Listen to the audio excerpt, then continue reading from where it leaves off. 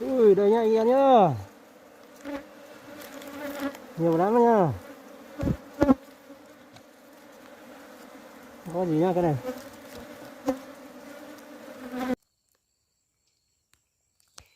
Xin chào anh em nhé. Đây là một tủ ông mật nó ở trên cái cây cái nhá. Trên cái cây ngái cái nhá. Là bây giờ là đang ở đây. Tôi đang ở đây phát hiện ra một cái ông mật đấy. Thì nó bay vào dưới kia xem nhá. Thì đi cùng em đi cùng mình xem có phải không nhá. Đi anh em nhá. Xem có phải không nhá.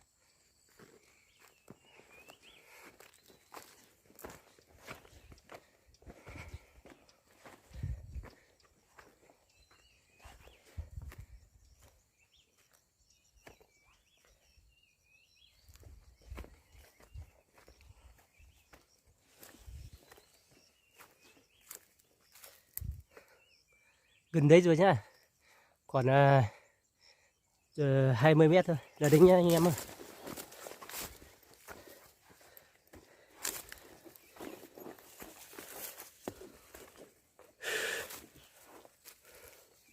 Ui.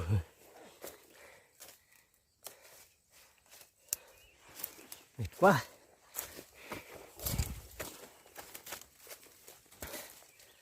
Ui. Nó ở đây nha. Xem nó ở đâu nha.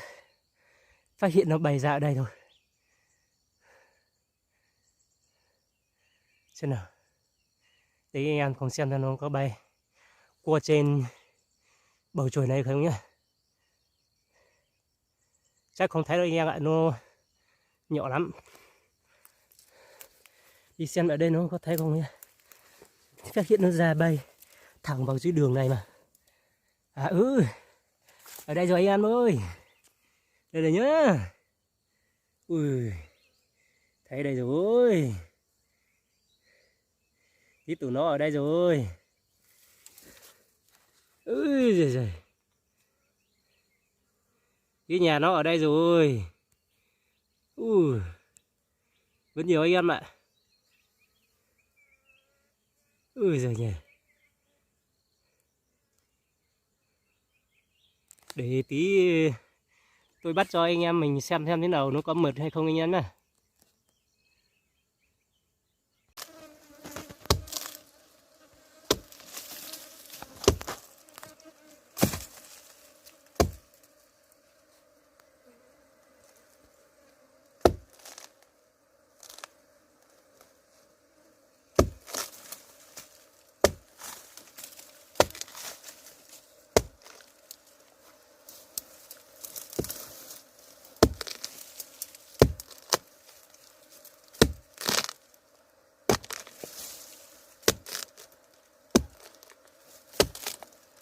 Cái mũi chạy dưới à.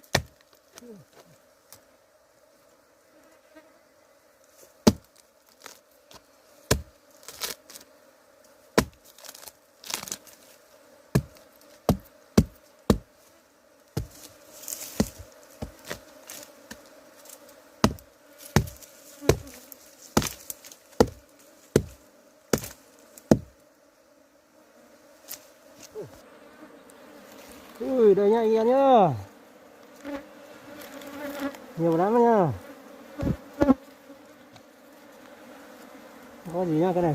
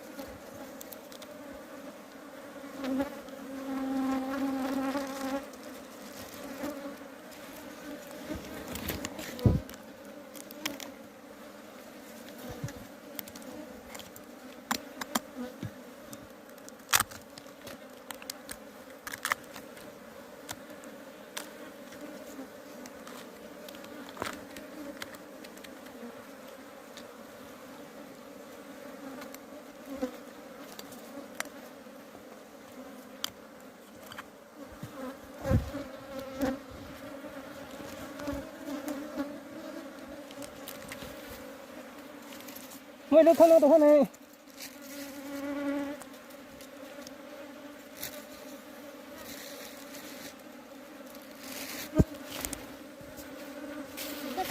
Nó lu nghĩ thằng à? Hả? Cú chung gì cả? Hả? Cái sập này đó? Thế nào?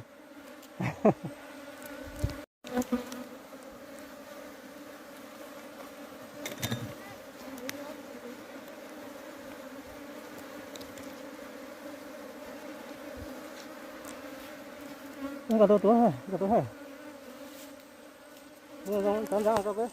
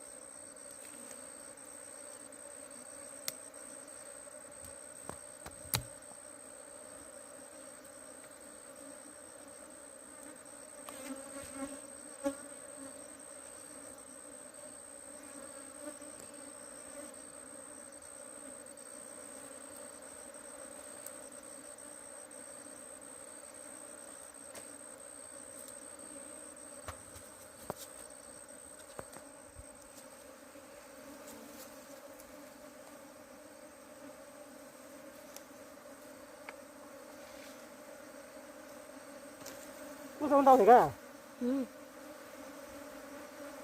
Bữa sáng hứa. Bữa sáng hứa. Ừ.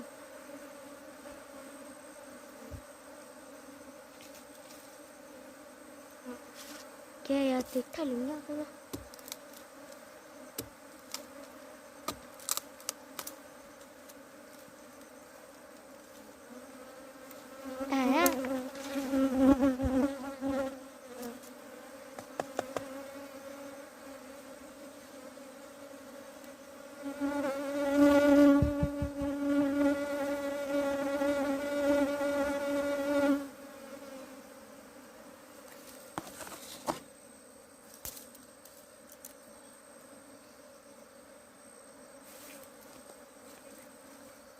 不就这不就这地的呀？ ra ở cái ngã bắt bố ở ít thằng nó ở ít thằng